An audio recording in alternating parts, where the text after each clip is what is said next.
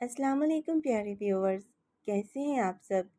امید کرتی ہوں کہ خیریت سے ہوں گے۔ آج کے ناول کا ٹائٹل ہے نادان دل۔ سرتاج خان پر تو آج عجیب خمار چڑھا ہوا تھا۔ کمرہ مکمل طور پر اندھیرے میں ڈوبا ہوا تھا۔ ڈریسنگ ٹیبل پر رکھی ہوئی موم بتیاں تھیں جن کی ہلکی ہلکی روشنی میں سرتاج خان اس کے دودھیا وجود پر نظر گاڑے ہوئے تھا۔ عین اسی وقت باہر بڑی زوروں سے بجلی کڑکی تھی۔ وہ مزید اس کے وجود میں اپنا وجود چھپانے لگی۔ خان پلیز، مجھے بہت ڈر لگ رہا ہے، پلیز مجھے گھر چھوڑ دیں۔ اس کے کپ کپاتے لبوں سے نکلتی ہوئی یہ بات سن کر سرتاج خان اب اسے اپنے حصار میں لے چکا تھا۔ اس کے نازک کمسن وجود کو اپنے بھاری سخت ہاتھوں سے مسل کر مزید اپنے وجود میں اتارنے لگا۔ سرتاج خان کا چہرہ اس نازک سی کمسن کی گردن کے قریب تھا۔ وہ ایک گہری سانس خارج کر کے اس کے بالوں سے آنے والی خوشبو اپنی سانس میں شامل کرنے کے بعد کہنے لگا، میری جان، میرے ہوتے ہوئے کیوں گھبراتی ہو؟ روز گھر ہی تو ہوتی ہو۔ آج کا دن تم اپنے خان کے نام کیوں نہیں کر دیتی؟ آج کی رات میں تمہاری خوشیوں سے بھر دینا چاہتا ہوں۔ میں چاہتا ہوں کہ تمہیں اتنی خوشیاں دوں، اتنی خوشیاں کہ اگلی مرتبہ تم خود میرے پاس چلی آؤ اور بولو کہ ایک مرتبہ پھر میری یہ رات یادگار بنا دے۔ میں تمہیں اتنا سکون دوں گا کہ تم چاہ کر بھی مجھ سے دور نہیں رہ پاؤ گی۔ سرتاج خان کے یہ الفاظ ماہ نور کے وجود میں ایک سنسنی پھیلا رہے تھے۔ اس نے اپنی آنکھیں شرم سے بھینچ لی تھی۔ ایک ہلچل سی اسے بھی اپنے وجود میں محسوس ہوئی تھی، مگر ایک خوف بھی تھا۔ آج سے پہلے وہ اتنی دیر تک گھر سے باہر نہیں رہی تھی۔ اگر لالا جان کو خبر ہو جاتی یا پھر وہ شہر سے جلدی واپس آ جاتے تو کیا ہوتا؟ یہ سارے خیالات اسی وقت ہی دم توڑ گئے جب سرتاج خان نے اپنی ننھی سی مومی گڑیا جیسی ماہ نور کو اپنی گود میں اٹھا لیا۔ وہ جس نظروں سے ماہ نور کو دیکھ رہا تھا، ماہ نور کی تو جان ہتھیلی پر آئی ہوئی تھی۔ وہ اسے اٹھا کر بیڈ پر لٹا کر اپنے حصار میں لیتا ہوا اس کے ماتھے پر اپنے لب رکھ چکا تھا۔ ایک مرتبہ مذمت کرتے ہوئے ماہ نور کپ کپاتے ہوئے لبوں سے بولی، خان پلیز، آپ جو کچھ کرنے والے ہیں پلیز رک جائیے، میں یہ سب کچھ برداشت نہیں کر پاؤں گی، آپ تو جانتے ہیں۔ مگر اس سے پہلے کہ ماہ نور کچھ اور کہتی، سرتاج خان اس کے لبوں پر ہاتھ رکھ چکا تھا۔ کچھ مت بولو، اس رات میں تمہیں پتہ بھی نہیں چلنے دوں گا اور تمہاری روح میں روح کے ساتھ تحلیل ہو جائے گی، ہم دونوں ایک ہو جائیں گے، تم تو اپنی خان کی جان ہونا۔ اتنا کہہ کر سرتاج خان اسے اپنے حصار میں لے چکا تھا۔ مزید مذمت کرنا اب ماہ نور کے بس کی بات نہیں تھی۔ وہ بھی سرتاج خان کی محبت دیکھ کر پگھلتی چلی گئی تھی۔ باہر تیز بارش برس رہی تھی، بجلی کڑک رہی تھی اور وہیں اس کمرے میں نیم روشنی میں سرتاج خان اپنی ماہ نور پر اپنی محبت نچھاور کرتا جا رہا تھا۔ ماہ نور بھولی بھالی لڑکی اس وقت یہ قدم اٹھا چکی تھی، مگر اس بات سے انجان تھی کہ کل کو یہ رات اس کے لیے کتنا بڑا مسئلہ کھڑا کر سکتی ہے۔ اس کی زندگی کیسے ایک رات کے بعد بدلنے والی ہے۔ اگر وہ جان لیتی تو شاید ایسا قدم اٹھانے سے پہلے 100 بار سوچتی۔ کبھی بھول کر بھی وہ سرتاج خان کے ساتھ یہ رات نہ گزارتی، اپنی عزت کسی پلیٹ میں سجا کر اس کے سامنے پیش نہ کر دیتی۔ ساری رات دونوں ایک دوسرے پر محبت نچھاور کرتے رہے۔ ماہ نور جس قدر خوف زدہ ہو رہی تھی، اسے ڈر تھا کہ اس کے لیے سرتاج کو برداشت کرنا بے حد مشکل ہوگا، مگر در حقیقت یہ تو بس اس کا ایک وہم تھا، کیونکہ سرتاج خان نے اس کے ساتھ بڑا ہی محبت بھرا رویہ رکھا تھا۔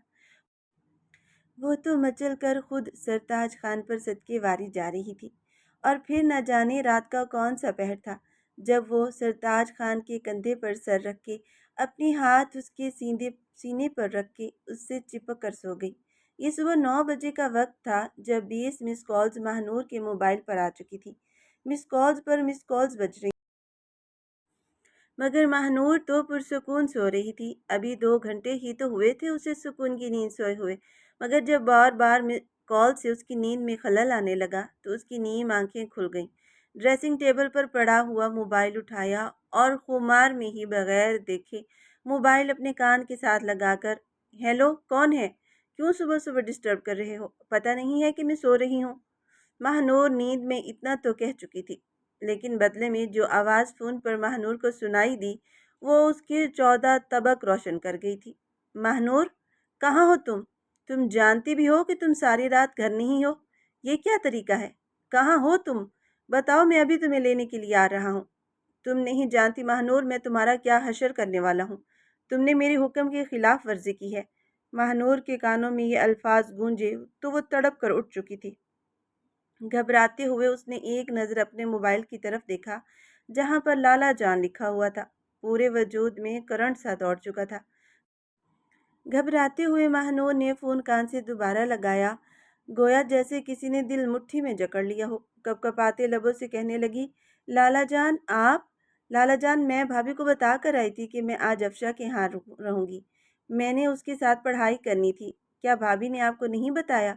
डरते डरते महानूर इतना सब कुछ बोल चुकी थी, लेकिन बदले में लाला जान ने सिर्फ इतना कहा था कि मुझे जल्द अज जल्द अपनी लोकेशन भेजो, वरना मैं तुम्हारे साथ साथ अफशा को भी उसकी नानी याद दिला दूंगा। इतना कहकर लाला जान फोन बंद कर चुके थे, जबकि माही के तो पूरे वजूद लर्ज रहा था। वो घबराते हुए अपना नाखून दांत से काटने लगी। उसने अफशा का नंबर मिलाना शुरू कर दिया ताकि जल्द अज जल्द उसे इन्फॉर्म कर सके कि लाला जान अगर तुम्हें एक कॉल करके पूछें तो उन्हें बता देना कि मैं तुम्हारी तरफ रात पढ़ाई करने के लिए आई थी। रात देर हो गई थी इसलिए मैं तुम्हारे घर ही सो गई। बस किसी तरह उन्हें यकीन दिला देना कि मैं सारी रात तुम्हारे साथ ही रही। मगर अफशा का नंबर तो मुसलसल बन जा रहा था। घबराते हुए महानूर ने आसपास देखा। बारिश होने के बाद आसमान पर इस कदर चमक और शफाफियत दिखाई दे रही थी कि अगर कोई और वक्त होता तो वो खूब इंजॉय करती, क्योंकि उसे इस तरह का माहौल काफ़ी पसंद था। जब बारिश के बाद सूरज की चमकीली भड़कीली किरणें हर एक चीज़ को बिल्कुल रोशन कर दिया करती थी। मगर इस वक्त इस कदर घबराई हुई थी कि एक तो वो अफशा को कॉल मिला रही थी, जबकि वहीं दूसरी तरफ उसने पास बेड पर देखा, वहां पर ना खान मौजूद थे ना ही उनकी कोई चीज़। महानूर ने बाथरूम की तरफ देखा, मगर वहां का दरवाज़ा भी खुला था। ये सोचकर बाहर की तरफ बढ़ी कि हो सकता है सरताज खान लाउंज में मौजूद हो। उस वक्त उसने जल्दी से स्लीपर्स पहने और बड़बड़ाते हुए कहने लगी, महानूर की जान, खान किधर हो आप? लाला जान की कॉल आई है, मुझे गुस्से से घर आने को कह रही हैं। मैंने उनसे बहाना तो लगा दिया है कि मैं अफशा के घर पर हूँ। अब प्लीज़ आप जल्दी जल्दी मुझे अफशा के घर छोड़ाएं। माही लड़खड़ा कर चल रही थी। जैसे बिस्तर से उठी, दर्द उसके पूरे वजूद में अंगड़ाई ले चुका था। रात को उसने पेन किलर ली थी, लेकिन फिर भी दर्द महसूस हो रहा था। आखिर को एक खान की मोहब्बत थी, और कल रात यकीनन उसकी ज़िंदगी की यादगार रात थी। ये सोचते हुए नीचे आई। खान को आवाज़ें दे रही थी, मगर वो तो कहीं भी मौजूद नहीं था। पूरा घर देखने के बाद अब उसे घबराहट सी होने लगी थी। उसने जल्दी से सरताज खान का नंबर मिलाना शुरू कर दिया, मगर नंबर मुसलसल बिजी जा रहा था। खान कहाँ जा सकते थे? हो सकता है कोई ज़रूरी मीटिंग आ गई हो, वो मीटिंग अटेंड करने चले गए हों। महानूर खुद से ही बात करती वहाँ से बाहर जाकर देखने लगी। ये फार्म हाउस था, सरताज खान का फार्म हाउस, जहाँ पर हर एक चीज़ सरताज खान के किरदार और शौक को वाजिया कर रही थी। लेकिन सरताज खान कहाँ जा सकता था? तभी एक मरतबा फिर फ़ोन बजने लगा। लाला जान का नंबर फिर स्क्रीन पर जगमगा रहा था। घबराते हुए महानूर ने कॉल तो उठा ली, लेकिन लाला जाने इस कदर गुस्से में थे, कहने लगे, तुम कहाँ पर हो? मैं खुद तुम्हें लेने आ रहा हूँ। इसके बाद गांव के बीच चौराहा पर तुम्हारी लाश लटकी हुई मिलेगी। लाला जान के मुंह से ये अल्फाज सुनकर उसके पूरे वजूद में एक सनसनी सी दौड़ गई थी।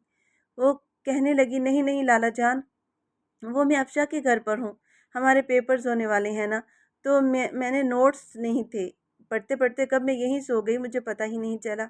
मैं बस बस फ़ौरन ही आ रही हूँ। घबराते हुए वो लफ्ज़ों का चुनाव करके बात तो कर रही थी, उसी के साथ दो आंसू भी टूटकर उसकी गालों पर फैले थे। लाला ने जब उसे रोते देखा तो एक पल को खामोशी छाई। फिर कहने लगे, 10 मिनट के अंदर अंदर अगर तुम घर ना पहुंची तो फिर देखना मैं तुम्हारा क्या हशर करता हूँ। महानूर इतना कहकर एक मरतबा फिर फ़ोन बंद हो चुका था। बेबस एक नज़र महानूर ने फार्म हाउस की जानिब देखा, जहाँ पर खान का नामो निशान तक नहीं था। जब खान का नंबर मुसलसल बंद आने लगा तो उसे टैक्सी मंगवाना पड़ी, और यूं वो टैक्सी में बैठकर सीधे अपने घर तक पहुंची थी। आंखों से मुसलसल आंसू बह रहे थे। कई तरह के वसवसे थे जो उसे घेरे हुए थे। लाला जान तो सिर्फ अफशा के घर रहने पर उसे इस कदर गुस्सा कर रहे थे। اگر انہیں پتہ چل جاتا کہ گزشتہ رات ان کی بہن سرتاج خان، جو ان کے سب سے بڑے دشمن ہیں، ان کے ساتھ رات گزار کر آئی ہے، جس کے لمس اس کے انگ انگ پر ابھی بھی موجود ہیں، تو نہ جانے اس کا کیا حشر کرتے۔ شاید اس کے جسم کی بوٹی بوٹی کر کے اپنے پالتو کتوں کو کھلا دیتے۔ یہ سوچ کر ماہنور آنکھیں بند کر چکی تھی۔ ایک گہری سانس اس نے خارج کی تھی اور ساتھ ساتھ وہ سرتاج خان کا نمبر بھی ملا رہی تھی۔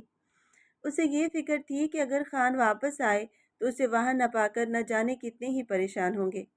وہ جو سوچ سوچ کر بھی پریشان تھی۔ دماغ تو جیسے پریشانیوں سے بھر چکا تھا۔ یہ تو بس ابھی شروعات تھی۔ ابھی تو بہت کچھ تھا جسے برداشت کرنا تھا۔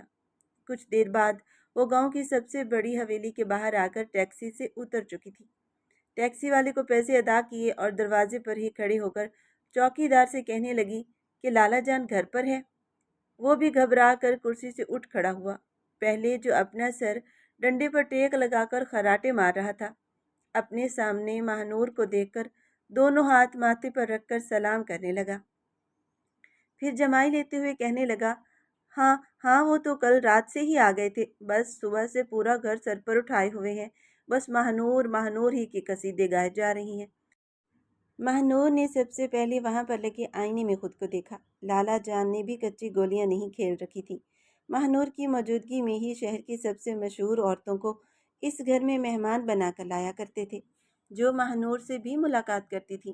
اس کے بعد کمرے میں لے جا کر لالا جان عورتوں کے ساتھ کیا کچھ کرتے تھے، ماہنور بچی تو نہ تھی جو کچھ جان نہ پاتی۔ اس نے ایک نظر خود کو آئینے میں دیکھا۔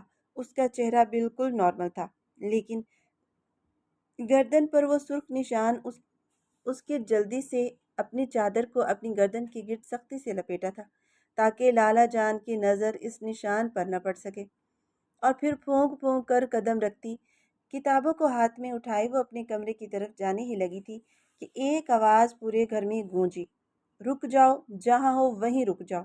یہ آواز سن کر اس کے قدم وہیں پر منجمد ہو چکے تھے۔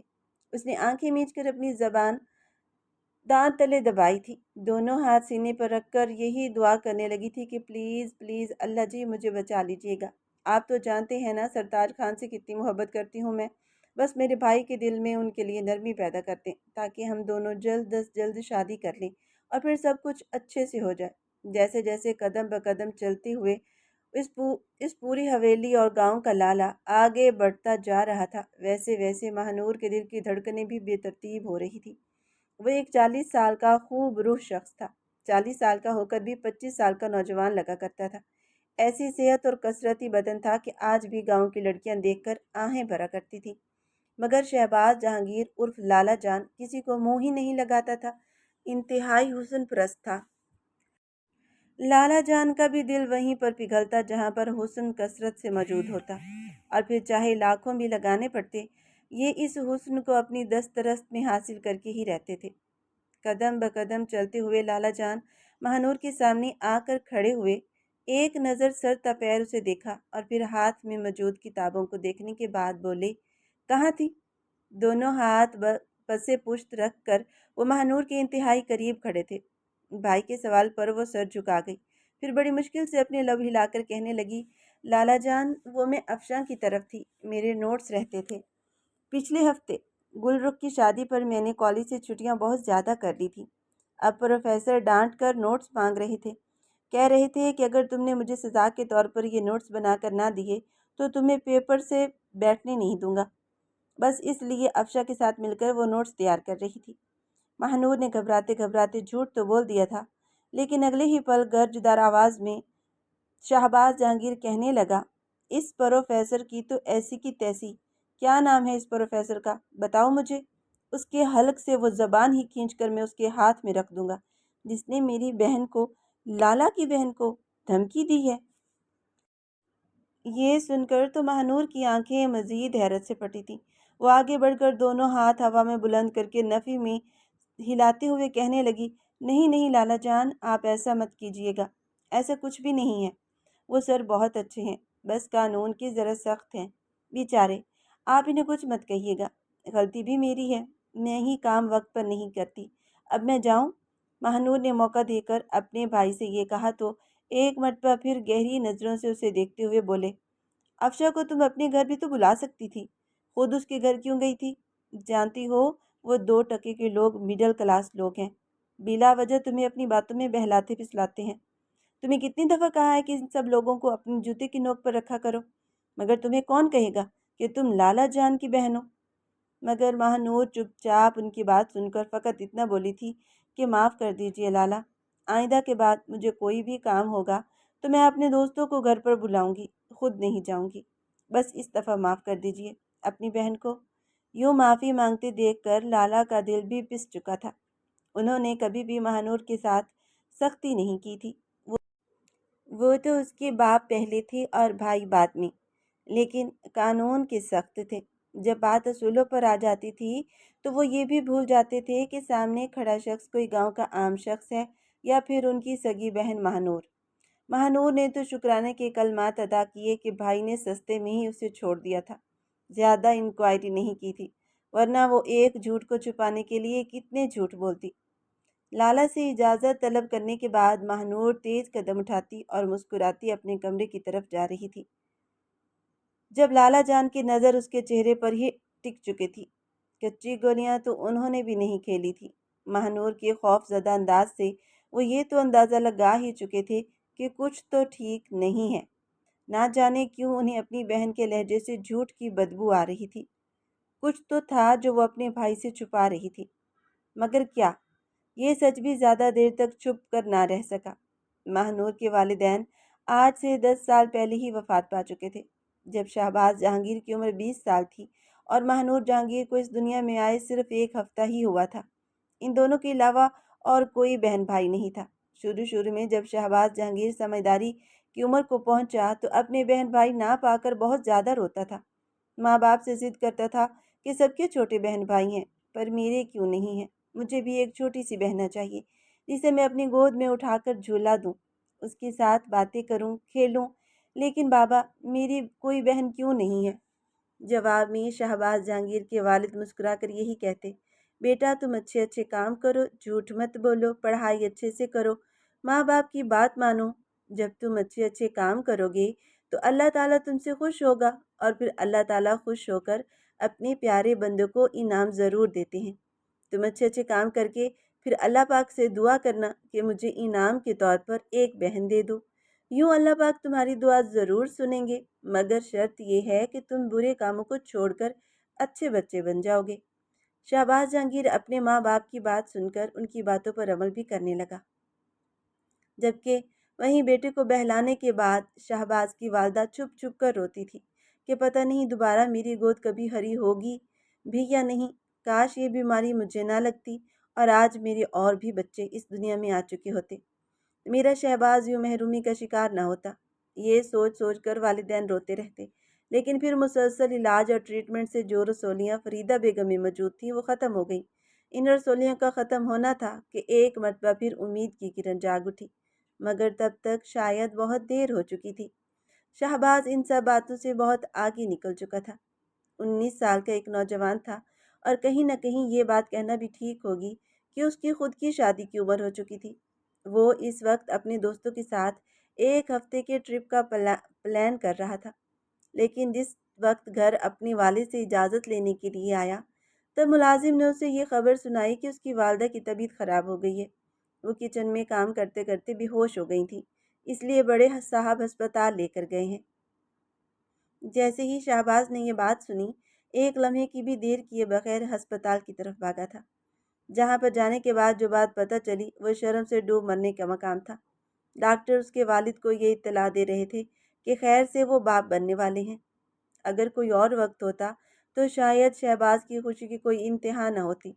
वो तो अक्सर रात को रो रो कर अपने लिए बहन भाई मांगा करता था, लेकिन जब उसे ये खबर सुनाई दी तो उसका सोशल सर्कल, उसके दोस्त, उसकी वो इज्जत और मकाम, सब कुछ उसके जहन में गर्दिश करने लगा था।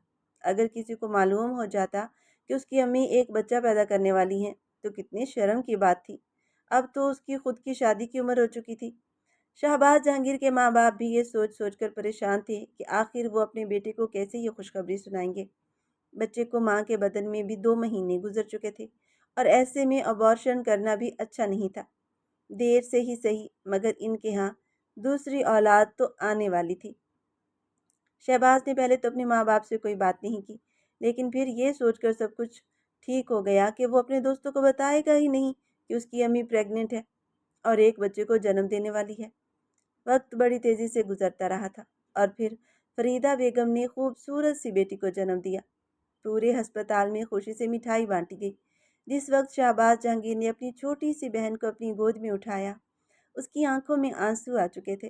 اس کی عمر کا ہی شاید یہ تقاضا تھا کہ وہ اپنی بہن کو بالکل اپنی اولاد جیسا سمجھنے لگا تھا۔ دوہری محبت اس کے دل میں اس معصوم سی مہنور کے لیے پلنے لگی تھی۔ وہ سوچ چکا تھا کہ اس کی بہن اسے لالا جان کہہ کر پکارا کرے گی۔ وہ اس کی ایک مرتبہ پکارنے پر اپنی جان اس کے قدموں میں رکھ دے گا۔ مگر مہنور کی اس دنیا میں آنے کے بعد جہانگیر حویلی میں ہر دن جشن کی طرح منایا جاتا تھا۔ ان کی خوشیوں کو ایسی نظر لگی کہ سب کچھ تباہ و برباد ہو کر رہ گیا۔ ایک رات مہنور کی طبیعت بہت زیادہ خراب ہو گئی۔ بخار میں پورا وجود تپ رہا تھا اور رات بھی برسات کی ہی تھی۔ جب ٹھنڈے پانی کی پٹیاں رکھنے سے بچے کو آرام نہ آیا تو فخر جہانگیر کہنے لگے کہ ایک بار ہمیں جلد سے جلد ڈاکٹر کے پاس لے کے جانا چاہیے، مزید دیر نہیں کرنی چاہیے۔ اس رات جہاں ایک طرف فخر جہانگیر فریدہ بیگم مہنور کو لے کر ڈاکٹر کی طرف جانے لگے، وہیں دوسری طرف سرتاج خان اور لالا کے درمیان ایک جنگ چھڑی ہوئی تھی۔ یہ بات تقریباً آج سے 3 سال پہلے کی، جب کالج میں ایک ساتھ سرتاج خان اور شہباز جہانگیر نے داخلہ لیا تھا۔ تبھی سے ہی ایک دوسرے کو اپنا دشمن سمجھتے تھے۔ دونوں ہی پڑھائی میں بہت اچھے تھے۔ ہمیشہ 1 پوزیشن شہباز جہانگیر کی آتی تھی، مگر سرتاج خان یہ بات کسی طور پر برداشت نہیں کر سکا۔ اس کا پسندیدہ مشغلہ تھا چھیننا۔ اس نے وہ پوزیشن شہباز جہانگیر سے چھین لی اور اگلے سیمسٹر میں اول پوزیشن پر شہباز جہانگیر کا نام نہیں بلکہ سرتاج خان کا نام تھا۔ اس بات پر بھی شہباز جہانگیر کو زیادہ پرواہ نہیں تھی، کیونکہ اسے پتہ تھا کہ اس نے اپنی طرف سے پوری کوشش کی ہے، صرف 1 نمبر کا ہی تو فرق ہے۔ مگر سرتاج خان اتراتے ہوئے اس کے سامنے آ کھڑے ہوئے تھے اور اپنے بارے میں مغرورانہ کلمات ادا کرنے کے ساتھ ساتھ اس نے شہباز جہانگیر کو نیچا بھی دکھانا شروع کر دیا تھا، جس پر دونوں میں اچھی خاصی لڑائی ہو گئی تھی اور اس کے بعد دونوں ہی ایک دوسرے کی جان کے دشمن بن چکے تھے۔ یوں جب بھی موقع آتا ایک دوسرے پر تانے کستے، آہستہ آہستہ کر کے یہ دشمنی مزید گہری ہوتی چلی گئی اور ایک وقت وہ بھی آیا جب دونوں ایک دوسرے کی جان کے پیاسے ہو چکے تھے۔ گزشتہ روز سرتاج خان کالج کی غریب سی لڑکی کے ساتھ غلط حرکتیں کر رہا تھا۔ اسے بہلانے بہانے سے کالج کے پچھلے حصے میں لے گیا اور پھر اسے دیوار سے لگا کر کہنے لگا، جانتی ہو میں کون ہوں؟ سرتاج خان، میں تمہاری سوچ سے بھی زیادہ امیر ہوں۔ اگر تم میری گرل فرینڈ بن جاؤ اور میری ہر ضرورت پوری کرو تو قسم سے تمہیں مالا مال کر دوں گا۔ تمہاری یہ گلابی ہونٹ مجھے بار بار اپنی طرف کھینچتے ہیں۔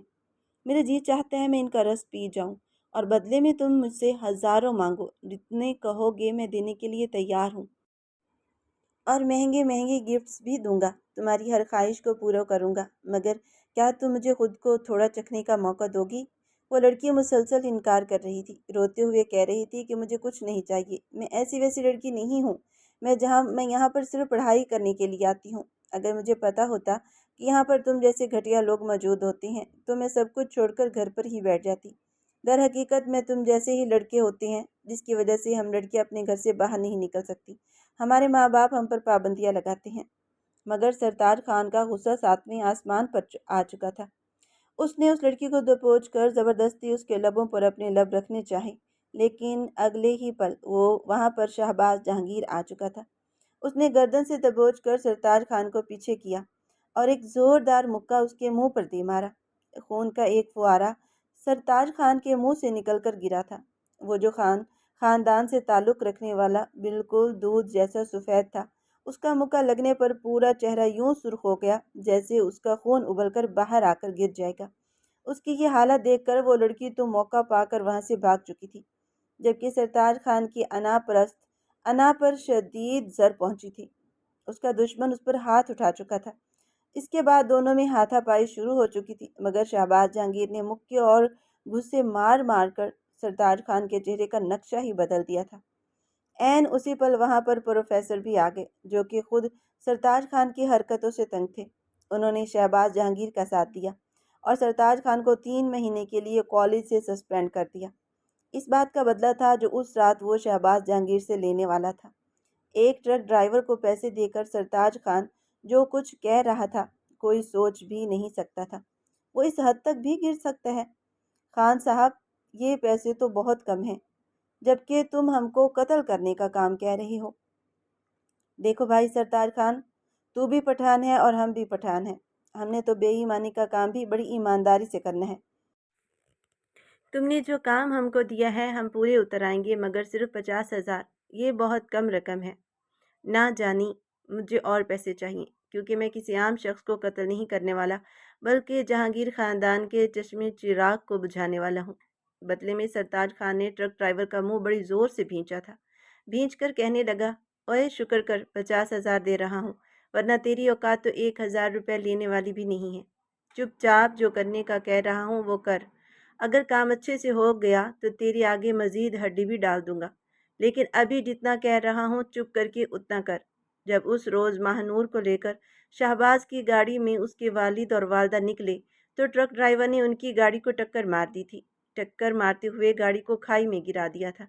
मौजाती तौर पर महानूर बच गई थी। उसका दायां बाजू फ्रैक्चर हुआ था। जिस्म पर चोटें तो आई थीं, लेकिन वो जिंदा थी। ये तो खुदा का शुक्र था कि गाड़ी को आग नहीं लगी थी। जिस पर शहबाज को ये गाड़ी मिली उस वक्त तो शदीद हादसे का शिकार हो चुकी थी। वो दौड़ा दौड़ा वहां तक पहुंचा था। आस पास मकामी लोग इकट्ठे थे। सबका यही कहना था कि सब मर चुके हैं। मगर रोता हुआ जब शहबाज आगे बढ़ा, उसे अपनी माँ के वजूद में हरकत महसूस हुई। जैसे ही उसने आगे बढ़कर अपनी माँ को सीधा किया तो उसकी माँ तो जख्मों से चूर दुनिया छोड़कर जा चुकी थी, मगर महानूर अभी भी अपनी माँ की गोद में छुपी हुई हरकत कर रही थी। जल्द अज जल्द महानूर को वहां से निकालकर अस्पताल मुंतकिल किया गया, मगर दोनों माँ बाप बिछड़ चुके थे। अगले रोज़ ये कॉलेज में ये बात सरताज खान के चेलों ने फैलाई कि जहांगीर फौत हो चुका है। शहबाज जहांगीर जान चुका था कि ये सब सरताज खान का किया हुआ है। वो इस कदर गिरा हुआ तो नहीं था, लेकिन अब उसने सोच लिया था कि वो उसका बदला लेगा, कि सरताज खान की आने वाली नस्लें भी याद रखेंगी। माँ बाप के जाने का गम तो बहुत बड़ा था, मगर उसने वादा किया था कि वह अपनी बहन को बिल्कुल एक बाप बनकर पालेगा, उसे किसी चीज़ की कमी नहीं होने देगा। वह चंद रोज़ की महानूर को अपनी गोद में उठा लेता था। जैसे ही शहबाज जहांगीर के वालिदैन का चेहलम गुजरा तो उसने सबसे पहले तो वो फैक्ट्री बंद कराई जो कि सरताज खान के नाम पर थी। गैर मयारी प्रोडक्ट्स बनाने के इल्ज़ाम में वो फैक्ट्री सील करवा दी गई थी, जिसका नुकसान करोड़ों का दिलावर खान, सरताज खान और उसके घर वालों को हुआ था। यहाँ तक कि सरदार खान के बाप ने उसे हर रिश्ता नाता तोड़ लिया था। वो यही समझता था कि बेटे ने 2 नंबरी करके ज़्यादा पैसे कमाने के चक्कर में उसका इतना नुकसान करा दिया है। ये वो वक्त था जिसके बाद जहांगीर वो इलाका छोड़कर अपनी आबाई हवेली में मुंतकिल हो चुका था। उसके बाद दोबारा उसकी सरताज खान से मुलाकात नहीं हुई थी, मगर इस बात से अनजान था शाहबाज जहांगीर के उसकी बहन उस भेड़िए नुमा सरताज खान के हाथ लग चुकी है। एक हफ्ता बीत चुका था, लेकिन अभी तक सरताज खान से महानूर का राब्ता नहीं हुआ था। वो कॉलेज भी जा रही थी, मगर दिन ब दिन डिप्रेशन का शिकार होते जा रही थी। ना ही पढ़ाई में दिल लग रहा था और ना ही उसे कुछ और अच्छा लगता था। आज तो उसे खोए हुए देखकर लेक्चरार ने भी बगैर लिहाज किए उसे अच्छी खासी सुना दी थी कि तुम्हारा रिज़ल्ट ख़राब आया तो तुम्हारा वो लाला हमें आके डांटेगा कि हमने पढ़ाने में गलती कर दी है। तुम कहाँ खोई हुई हो, क्या मसला है तुम्हें? लेकिन महानूर खामोशी से बस डांट सुनकर रह गई थी। वो उन्हें क्या बताती? खान के बगैर तो महानूर के गले से एक नवाला भी नहीं उतरता था। वो तो सरताज खान के पीछे दीवानी हो चुकी थी। हालांकि दोनों की उम्र में एक अच्छा खासा फ़र्क था। सरताज खान महानूर से 16-17 साल बड़ा था, मगर खुद को ऐसे बरकरार रखा हुआ था कि वो अपनी शख्सियत में कशिश रखता था। लड़कियां उस पर मरती थीं, मगर वो था कि महानूर पर दिलहार बैठा था। महानूर और सरताज खान को मिले 1 साल हो चुका था। पिछले 1 साल से ही सरताज खान पर महानूर दिल हार बैठी थी। वो कॉलेज से फेयरवेल पार्टी में मेहमान खसूसी बनकर आया था। तभी सरताज खान की नज़र महानूर पर पड़ी थी, और वही वक्त था जब महानूर भी सरताज खान पर दिल हार बैठी थी। उसके बाद एक रोज़ जब महानूर अपनी गाड़ी में घर जाने के लिए निकली तो रास्ते में गाड़ी का टायर पंचर हो गया। शदीद गर्मी थी और महानूर गर्मी बर्दाश्त नहीं कर सकती थी। वो लाला की जान थी। जैसे ही कॉल मिलाकर लाला को बताने लगी थी तभी एक ब्लैक कार आकर रुकी। फ्रंट शीशा नीचे हुआ तो सामने ही सरताज खान मौजूद था। महानूर से कहने लगा कि मैं आपको ड्रॉप कर देता हूँ, मगर महानूर घबराते हुए आगे बढ़कर कहने लगी, नहीं नहीं, मैं अपने लाला को कॉल कर दी है मैंने, वो मुझे लेने आ जाएंगे। उन्हें अच्छा नहीं लगता मैं यूँ किसी गैर के साथ सफ़र करूँ। महानूर ने झिझकते हुए सरताज खान को बता तो दिया था, मगर सरताज खान बज़िद हो गया। कहने लगा कि आइए आपके लाला जान से भी मिल लेते हैं, इसमें कौन सी बड़ी बात है, उम्मीद है उन्हें मैं पसंद आऊँगा। सरताज खान कहीं न कहीं महानूर पर दिलहार ही बैठा था। यूं डरते डरते महानूर उनके साथ बैठ गई, अपने घर की तरफ फासला तय करने लगी, मगर जैसे ही सरताज खान की नज़र महानूर के घर पर पड़ी तो अगले ही पल उसके कानों से धुआं निकलने लगा था। चेहरे की हवाइयाँ उड़ी हुई थी। घबरा कर कहने लगा, आप यहाँ रहती हैं? वो उसके घर से कुछ दूरी पर ही गाड़ी रोक चुका था। महानूर ने मुस्कुरा कर कहा, ये हमारा घर है, आइए अंदर चलिए, मैं आपको लाला जान से मिलवाना चाहूँगी। मगर सरताज खान इंतहाई गहरी नज़रों से महानूर को देख रहा था। उसकी आंखों में ऐसी हकारत थी कि महानूर एक पल को खौफ से कांप उठी और जल्दी से गाड़ी से उतरी। वो भागकर अंदर चली गई। मगर चंद रोज़ बाद दोबारा सरताज खान कॉलेज की कुछ दूरी पर मौजूद महानूर का इंतज़ार कर रहा था। महानूर मुस्कुराकर मसनूई नाराज़गी दिखाकर कहने लगी, आप तो बड़े बेमुरवत निकले। 1 घंटे तक आप मेरे साथ बातों में मशगूल रहे, फिर घर आते ही ऐसे भागे जैसे गोया शैतान देख लिया हो। महानूर जी भरकर शर्मिंदा हुई थी। फिर यूं ही मुलाकातों पर मुलाकातें होने लगी।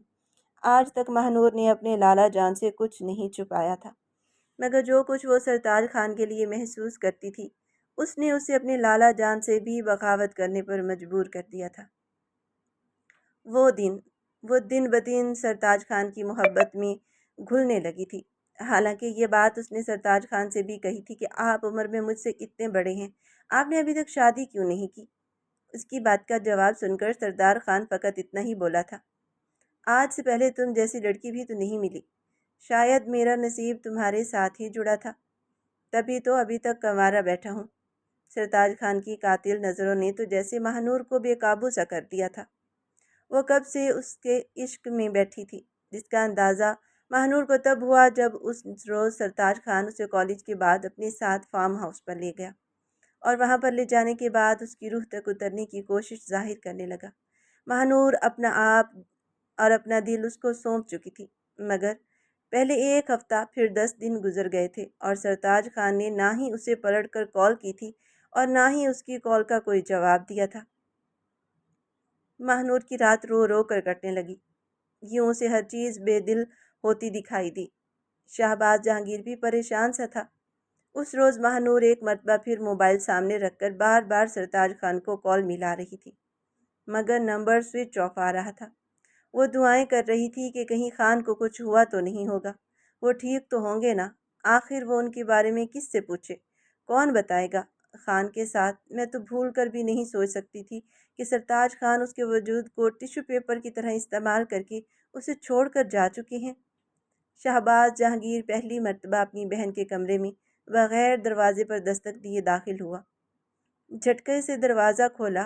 फर्श पर बैठी सिसकती रोती महानूर ने जब अपने भाई को अपने सामने देखा तो घबरा कर उठ खड़ी हुई, जबकि शहबाज जहांगीर, जिसने अपने हाथों में ही महानूर का फेवरेट चॉकलेट केक उठा रखा था, उसे रोता देखकर उसके चेहरे का तासुर बदला। उसने एक जानिब टेबल पर केक का डब्बा रखा और आगे बढ़कर महानूर को अपने सीने से लगाकर कहने लगा, क्या बात है गुड़िया, तुम क्यों रो रही हो? तुम्हारी आंखों में आंसू हैं। बताओ, तुम्हारे लाला से कोई गलती हुई है? क्या किसी ने कुछ कहा है? किसी की इतनी जुर्रत हुई है जो तुम्हें रुला सके? बताओ क्या हुआ है? लाला सवाल पर सवाल किए जा रहा था, जबकि महानूर झूठ पर झूठ बोले जा रही थी। कुछ नहीं, बस ऐसे ही मुझे अम्मा बाबा की याद आने लगी थी। जहांगीर उसका हाथ अपने सर पर रख चुका था। कहने लगा, गुड़िया सच बताओ मुझे, तुम्हारे रोने की वजह क्या है? मुझे हकीकत बताओ वरना अच्छा नहीं होगा। शाहबाज जहांगीर की बीवी पिछले हफ्ते से अपने मैके गई हुई थी। उनकी भाई की शादी की तैयारी चल रही थी और यूं वहीं पर मसरूफ़ थी। जो शख्स शाहबाज जहांगीर के दिल में खटक रहा था, वो खुद अपनी बहन से करना तो नहीं चाहते थे, लेकिन आज अपने सर पर बहन का हाथ रख के कहने लगे कि जो भी सच है बताओ, अगर झूठ बोला तो मैं यहीं पर मर जाऊंगा। महानूर तो पूरी तरह से फंस चुकी थी। بھائی کی قسم سن کر وہ جھوٹ بھی نہیں بول سکتی تھی، کیونکہ پہلے ہی وہ اپنے بھائی کی آنکھوں میں بہت بار دھول جھونک چکی تھی۔ اس سے پہلے کچھ کہتی کہ ایک دم اس کے دل کی دھڑکن اس قدر تیز ہوئی، گہرے گہرے سانس لیتے ہوئے وہ بے ہوش ہو گئی تھی۔ اگر شہباز جہانگیر اسے سہارا نہ دیتا تو شاید وہ زمین پر گر چکی ہوتی۔ ماہ نور کی گرتی ہوئی صحت دیکھ کر شہباز تو پہلے ہی دماغی تناؤ بڑھا چکا تھا۔ بہرحال اس نے جلدی سے نوکر کو گاڑی نکالنے کا کہا اور پھر وہ نور کو لے کر ہاسپٹل کی طرف روانہ ہو گیا۔ جس قدر سپیڈ سے وہ گاڑی چلا رہا تھا، یہ تو شکر ہے کہ راستے میں کوئی ٹریفک جام نہیں تھا، ورنہ شہباز جہانگیر تو آج سب کے پر خچے اڑا کر رکھ دیتا۔ ہسپتال پہنچتے ہی اس نے سارا ہسپتال سر پر اٹھا لیا تھا۔ ڈاکٹر ڈاکٹر، میری بہن کو دیکھو، اسے کیا ہو گیا ہے؟ جلد از جلد اس کا ٹریٹمنٹ شروع کرو۔ کہاں ہو تم سب؟ کیا مر گئے ہو تم لوگ؟ شہباز جہانگیر غصے سے چلائے جا رہا تھا۔ جلد از جلد ماہی کے ٹریٹمنٹ شروع کر دیا گیا، مگر جب چیک اپ کیا گیا، ڈاکٹر نے کچھ ٹیسٹ کی رپورٹ مانگی تو جو دھچکا شہباز جہانگیر کو لگا تھا اس کے لیے سنبھلنا مشکل تھا۔ لیڈی ڈاکٹر آگے بڑھتے شہباز سے کہنے لگی کہ پیشنٹ آپ کی کیا لگتی ہے؟ شہباز جہانگیر جو سینے پر ہاتھ رکھے کھڑا تھا کہنے لگا، یہ میری بہن ہے۔ یہ سن کر ڈاکٹر تھوڑی گھبرا سی گئی تھی، پھر کہنے لگی کہ اچھا، ان کے ہسبینڈ کہاں ہیں؟ ہسبینڈ کا نام سننا تھا کہ شہباز جہانگیر کے ماتھے پر بل پڑنے لگے۔ اوہ، کیا مطلب ہے؟ یہ ہسبینڈ بیچ میں کہاں سے آ گیا؟ اس پر لیڈی ڈاکٹر کہنے لگی، آپ کی بہن پریگننٹ ہے۔ یہ سب کچھ ہونا تو اب معمولی سی بات ہے۔ اگر آپ ان کے ہسبینڈ کو کال کر کے بلوا لیں گے، ان کے ساتھ ہم کچھ باتیں کلیئر کریں گے، کیونکہ بچہ کافی کمزور لگ رہا ہے، انہیں ریسٹ کی ضرورت ہے۔ لیڈی ڈاکٹر شہباز جہانگیر کے سامنے یہ سب کچھ کہہ رہی تھی اور اسے لگ رہا تھا جیسے اس کی وجہ سے کسی نے اس کی روح کھینچ لی ہو۔ شاید ہی اس کی روح قبض کرتے وقت تو اسے اتنی تکلیف نہ ہوتی جتنی اس وقت ڈاکٹر کے منہ سے یہ سن کر ہو رہی تھی۔ وہ بھول چکا تھا کہ سامنے کھڑی ہوئی کوئی ڈاکٹر ہے۔ اس نے سناٹے دار تھپڑ اس کے منہ پر دے مارا اور تھپڑ مار کر کہا، یہ کیسے ہو سکتا ہے؟ یہ میری بہن ہے، یہ ماہ نور جہانگیر ہے۔ تمہاری ہمت کیسے ہوئی اس کے بارے میں اس طرح کے الفاظ کہنے کی؟ شادی شدہ نہیں ہے، تم جھوٹ بولتی ہو، بے معنی کرتی ہو۔ وہاں پر سیکیورٹی گارڈز آ چکے تھے۔ ڈاکٹر بھی چلا چلا کر شہباز جہانگیر کو اس کی اصل حقیقت بتا رہی تھی۔ اگر اتنی ہی اکڑ، اتنا ہی غرور ہے تو جو تھپڑ مجھے مارا ہے اپنی بہن کے منہ پر مارتے، تاکہ وہ تمہارا مقابلہ کرنے سے پہلے 100 بار سوچتی۔ اس سے پوچھو کہ کس عاشق کے ساتھ اس نے رنگ رلیاں منائی ہیں۔ تمہارے خلاف کورٹ میں جاؤں گی، کیس کروں گی۔ پورا ہسپتال اس کے شور کی زد میں آ چکا تھا اور اس شور میں ماہ نور کی بھی آنکھ کھل چکی تھی۔ پہلے تو وہ سمجھ نہ پائی تھی، لیکن جب اس نے اپنے ساتھ ٹیبل پر پڑی ہوئی رپورٹ کو دیکھا تو گویا سارا آسمان اس کے سر پر گرا تھا۔ وہ پریگننٹ تھی اور یہ بچہ سرتاج خان کا تھا۔ شہباز جہانگیر نے اسی حالت میں ماہ نور کو بیڈ سے اٹھایا اور گھسیٹنے کے سے انداز میں لے کر گھر جانے لگا۔ ماہ نور کو اپنی موت نظر آ رہی تھی، جبکہ وہیں دوسری جانب اسے اپنے پیٹ میں درد کی ٹیسیں اٹھتی محسوس ہو رہی تھی، کیونکہ شہباز جہانگیر اس سے بڑی بے رحمی سے لے کر جا رہا تھا۔ آس پاس کھڑے لوگ دیکھ رہے تھے۔ شہباز جہانگیر نے اب تک جو عزت کما رکھی تھی وہ سب کچھ ملیا میٹ ہو چکی تھی۔ وہ انا، وہ غرور، سب کچھ ختم ہو چکا تھا۔ شاید کہیں نہ کہیں سرتاج خان نے اپنے پلان میں کامیاب ہو گیا تھا۔ گھر لا کر اس نے بڑی زوروں سے ماہ نور کو پٹکا تھا۔ وہ منہ کے بل فرش پر گری۔ شہباز جہانگیر کی آنکھوں میں آنسو تھے۔ اس نے ماہ نور پر ہاتھ نہیں اٹھایا تھا، مگر اس قدر بلند آواز میں چیخا تھا کہ اس کے فلک شگاف چیخیں اس کے حلق سے خون تک نکال چکی تھی۔ اس کے منہ سے خون نکل رہا تھا، اس کی آواز بیٹھ چکی تھی، وہ بول بھی نہیں پا رہا تھا، پاگلوں کی طرح لاؤنج میں گر کر اپنے بال نوچ رہا تھا، رو رو کر کہہ رہا تھا، ماما بابا اس کی طرف دیکھیں، یہ آپ کی لاڈلی جس کو میں نے ایک ہی وقت میں ماں باپ بن کر پالا، اس کی ہر خواہش کو پورا کیا۔ وہ انگلی پر گن گن کر سامنے دیوار پر لگی ہوئی ماں باپ کی تصویروں کو بتا رہا تھا، رو رو کر کہہ رہا تھا کہ آپ کی لاڈلی بیٹی، دیکھیے یہ سب کچھ کیا کر دیا اس نے، مجھے جیتے جی مار دیا، کاش اس رات یہ بھی مر جاتی، کم از کم آج میرے دل میں اس کے لیے جو نفرت ہے وہ تو نہ آتی۔ جس پر ماہ نور نے اپنے بھائی کے منہ سے یہ الفاظ سنے، اسے لگا جیسے کسی نے اس پر جلتے ہوئے انگارے گرا دیے ہوں۔ اس نے آج نہ صرف اپنے بھائی کی محبت کھو دی تھی بلکہ بھائی کے ساتھ ساتھ اپنے ماں باپ کا احساس بھی کھو دیا تھا۔ وہ رو رہی تھی، اپنے پیٹ پر ہاتھ رکھ کر سسک رہی تھی۔ سرتاج خان، کہاں ہو تم؟ یہ کیا کر دیا؟ مجھے میرے بھائی کی نظروں میں گرا دیا۔ وہ آگے بڑھی اور کچھ کہنا چاہتی تھی مگر شہباز جہانگیر یوں ہی روتا ہوا گھر سے باہر نکل گیا، مگر جانے سے پہلے ملازم سے کہہ کر گیا تھا کہ یہ لڑکی گھر سے باہر نہیں جانی چاہیے۔ کتنی ہی دیر ماہنور وہاں بیٹھ کر روتی رہی۔ اس کی طبیعت پہلے بھی بہت زیادہ خراب ہونے لگی تھی۔ اس نے ایک مرتبہ پھر روتے ہوئے سرتاج خان کو کال ملائی۔ ایک ہی مس کال پر کال اٹھا لی گئی تھی۔ دوسری طرف سے گنگنانے کی آواز گونجی۔ ہیلو سویٹ ہارٹ، کیا حال ہے؟ ٹھیک ہو؟ گھر میں سب کیسے ہیں؟ سرتاج کی یوں خوش کن آواز پر ماہنور پھوٹ کر رونے لگی تھی۔ کہنے لگی، خان آپ جانتے ہیں کیا ہوا ہے؟ اگلے پل حیرت سے جواب آیا، نہیں، میں کیسے جان پاؤں گا؟ تمہارے پاس تھوڑی ہوں۔ بتاؤ بتاؤ کیا ہوا ہے؟ جواب میں ماہنور بھولی بھالی نہ سمجھی۔ روتے ہوئے اول سے لے کر آخر تک سب کچھ اسے بتا ڈالا۔ پھر اپنے پیٹ پر ہاتھ رکھ کر کہنے لگی، سرتاج خان، آپ کا بچہ میرے بدن میں پل رہا ہے۔ مجھے کوئی سمجھ نہیں آ رہی، پلیز آپ آ جائیں، میرے بھائی کو سمجھائیں، ان سے بات کریں۔ میں اپنے بھائی سے بات کرنے کی پوزیشن میں نہیں ہوں۔ آپ انہیں بتائیں کہ آپ مجھ سے شادی کرنے والے ہیں۔ میرے بھائی کی یہ بے رخی برداشت نہیں کر پاؤں گی، میں مر جاؤں گی۔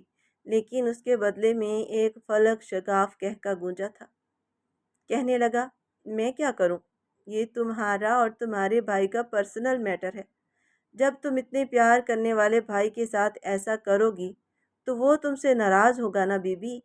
1 سال سے وہ جس سرتاج خان کو جانتی تھی، وہ سرتاج خان جو اب اس سے بات کر رہا تھا، اس میں زمین آسمان کا فرق تھا۔ وہ روتے ہوئے کہہ رہی تھی، یہ کیا کہہ رہے ہیں آپ؟ میرا دل بے حرکت ہو گیا ہے، میں مر جاؤں گی، پلیز میرے ساتھ ایسا مت کریں۔ آپ میرے ساتھ اس طرح بات کیوں کر رہے ہیں؟ بدلے میں سرتاج خان کہکا لگا کر کہنے لگا، ارے تم جیسی کتنی حسین لڑکیاں آئیں میرے پہلو میں لیٹ کر رات رنگین کرتی ہیں۔ ارے پگلی، میں تو بس تیرے بھائی کو اس کی اصل اوقات دکھانا چاہتا تھا۔ نہ جانے کیوں مجھے ازل سے ہی یہ اپنا دشمن لگا ہے۔ اس نے جس قدر میرے نقصان کیے ہیں نا، میں نے اس سے بھی ڈبل ٹرپل نقصان اس کا کر دیا ہے۔ اس نے میرے کروڑوں روپے ڈبوئے، میرے ماں باپ کی نظر میں مجھے گرایا، اور دیکھ، میں نے اس کی بہن کی عزت ہی نوچ ڈالی، اس کا سب سے بڑا نقصان کر دیا۔ ہاں، یہ سب سرتاج خان کہہ رہا تھا۔ پھر فون بند کر چکا تھا، جبکہ ماہنور ایک چیخ مار کر وہیں پر بے ہوش ہو چکی تھی۔ ملازمین جب ماہنور کو دیکھا تو شہباز جہانگیر کو کال کر کے بتایا۔ اس کے دل میں اپنی بہن کے لیے نفرت تھی، مگر جب اس نے یہ سنا وہ بھاگ کر واپس آ گیا۔ ابھی بھی فون وہیں پر پڑا آن تھا، سکرین پر کہہ کے گونج رہے تھے۔ ہنسنے کی آواز پورے گھر میں گونج رہی تھی، کیونکہ ماہنور کا فون سپیکر پر ہو کر فرش پر گیا تھا۔ یہ آواز تو وہ کروڑ لوگوں میں بھی پہچان سکتا تھا۔ یہ تو سرتاج خان تھا۔ ایک مرتبہ پھر وہ ماہنور کو ہسپتال لے کر جا چکا تھا، جہاں پر ایک ڈاکٹر کا کہنا تھا کہ ماہنور کا مس کیریج ہو چکا ہے۔ اس کی حالت بہت خراب ہے، بلیڈنگ بہت زیادہ ہو چکی ہے، خون کی اشد ضرورت ہے۔ شہباز جہانگیر نے اپنا خون اپنی بہن کو دیا تھا، وہ تو اپنا سب کچھ اپنی بہن پر قربان کر چکا تھا، پھر یہ خون کیا چیز تھی؟ وہ بدلے کی آگ میں اس قدر بھڑکا ہوا تھا کہ بس اپنی بہن کے ہوش میں آنے کا انتظار کر رہا تھا۔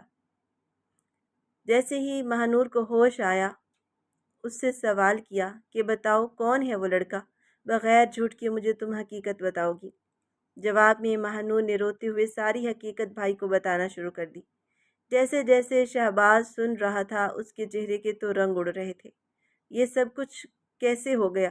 لالا جی، مجھے کچھ پتہ نہیں چلا، مگر میں آپ سے پیار کرتی ہوں، اب ایسا کچھ نہیں ہوگا، میں آپ کی عزت پر داغ نہیں لگنے دوں گی۔ خدا خود کو بدگمان نہ کیجیے گا، مجھے معاف کر دیں، آپ مجھے ہر چیز سے بڑھ کر ہیں، اگر آپ مجھے قتل بھی کر دیں گے تو مجھے کوئی افسوس نہیں ہوگا۔ مگر شہباز جہانگیر خاموش رہا تھا۔ نرس نے آ کر ماہنور کو سکون کا انجیکشن لگایا تو کچھ دیر کے بعد روتے روتے سو گئی، جبکہ جہانگیر جانتا تھا کہ اب اس نے کیا کرنا ہے۔ تقریباً مسلسل 7 گھنٹوں تک ماہنور سوتی رہی۔ اس کی آنکھ جب کھلی تو اس کے بالوں میں شہباز جہانگیر اپنا ہاتھ پھیر رہا تھا، وہ بھی نیم غنودگی میں تھے۔ کہنے لگی، لالا آپ رو کیوں رہی ہیں؟ لیکن بدلے میں لالا نے اس کے ماتھے پر اپنے لب رکھ دیے اور پھر اٹھ کر وہاں سے جا چکے تھے۔ جس پل اس کو مکمل طور پر ہوش آیا، وہ ہسپتال سے ڈسچارج ہوئی تو اس کے گھر کی ملازمہ لینے کے لیے آئی تھی۔ پورے راستے خاموشی چھائی رہی۔ وہ ان سے پوچھتی رہی کہ بھائی کہاں ہیں؟ لالا مجھے لینے کیوں نہیں آئے ہیں؟ وہ مجھ سے ناراض ہیں؟ مگر گھر جا کر جو خبر اسے معلوم پڑی، اس کے تو پیروں کے نیچے سے زمین ہی نکل چکی تھی۔ ٹی وی پر یہ خبر چل رہی تھی کہ مشہور بزنس مین سرتاج خان کو 4 افراد نے فائرنگ سے ہلاک کر دیا ہے اور ملزم کو سخت سزا دینے کی اپیل کی جا رہی ہے، اور اسی طرح کی بہت سی خبریں منظر عام پر گردش کر رہی تھی۔ سرتاج خان کا قتل کسی اور نے نہیں بلکہ شہباز جہانگیر نے ہی کیا تھا۔ 4 گولیاں وہ اس کے سینے پر اتار کر اس کے وجود پر تھوک کر وہاں سے فرار ہوا تھا۔ ماہنور کو کہیں نہ کہیں آج بھی محبت تھی سرتاج خان سے۔ وہ اسے دھوکہ دے چکا تھا، مگر ماہنور کا دل آج بھی سرتاج خان کے لیے دھڑکتا تھا۔ شہباز جہانگیر ایک لمبے عرصے کے لیے منظر عام سے غائب ہو گیا۔ سرتاج خان کا باپ بیٹے کے قاتل کو ڈھونڈ رہا تھا، لیکن پھر کچھ عرصے کے بعد یہ کیس بھی بند ہو گیا۔ 2 سال تک شہباز جہانگیر دبئی میں رہ کر واپس لوٹا تھا، جب تک ماہنور کی بھابھی ہی تھی جس نے اس کا بھرپور خیال رکھا تھا۔ ماہنور پوری طرح سے بدل چکی تھی۔ 2 سال بعد جب شہباز جہانگیر واپس آیا تو اکیلا نہیں تھا، اپنے ساتھ اپنے دوست کے بیٹے کا رشتہ بھی لایا تھا، جو دبئی میں ہی سیٹل تھا، ماہنور کے ہی ہم عمر تھا۔ جہانگیر نے ماہنور سے کہا کہ وہ اس کا رشتہ اپنے دوست کے بیٹے یزدان عباسی سے کرنا چاہتے ہیں۔ ماہنور کی پڑھائی تو مکمل ہو ہی چکی تھی۔ یزدان عباسی کو اس نے تصویروں میں ہی دیکھا تھا، اچھا لڑکا تھا، خوش شکل تھا، مگر سرتاج خان کا لمس، اس کے وجود کی مہک اس کے چلے جانے کے بعد بھی ماہنور کے وجود پر اپنا اثر رکھتی تھی۔ بھائی کے کہنے پر ماہنور نے یزدان عباسی سے شادی تو کر لی۔ وقت گزرتا گیا، ماہنور جہانگیر 2 بچوں کی ماں بھی بن گئی تھی۔ شوہر کے ساتھ گھومنے پھرنے کے لیے ورلڈ ٹور پر بھی گئی تھی۔ ہر خوشی، ہر طرح کی آسائش اس کے پاس موجود تھی، لیکن واپس پاکستان نہیں آنا چاہتی تھی۔ شہباز جہانگیر کو بھی اگر ملنا ہوتا تو وہ دبئی جا کر اپنی بہن سے ملاقات کیا کرتا تھا۔ کہیں نہ کہیں پاکستان آ کر ماہنور کو سرتاج خان کی یاد